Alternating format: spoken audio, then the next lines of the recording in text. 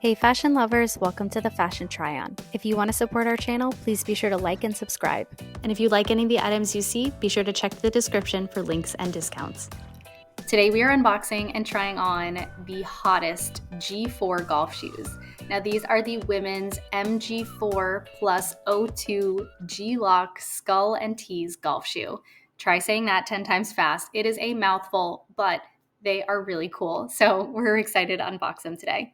Now I will say the box itself, so cool. Like it feels luxurious and it's kind of on brand, right? G4 is one of the hottest brands. It's one of the trendiest brands right now. It's really pushing the envelope in terms of like what golf style is or should be.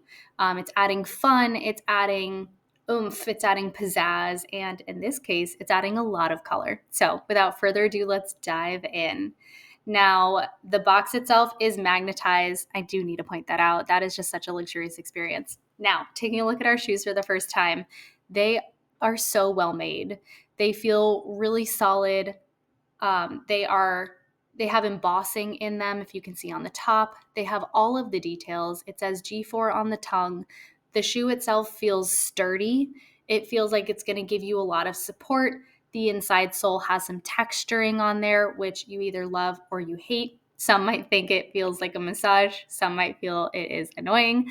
That is up to you to decide. On the bottom, you do have cleats. I do believe these are removable so that you can replace them every 2 years and get another 2 years out of your golf shoes. Those on golf shoes are the first thing that are going to go. So as long as you're able to replace them, you kind of get a second golf shoe out of them. Now they do include a blue lace as well, which I definitely am going to put on here.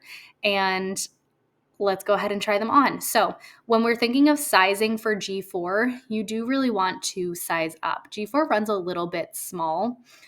So just something to keep in mind when you are ordering online or if you don't have an opportunity to try them out before purchasing.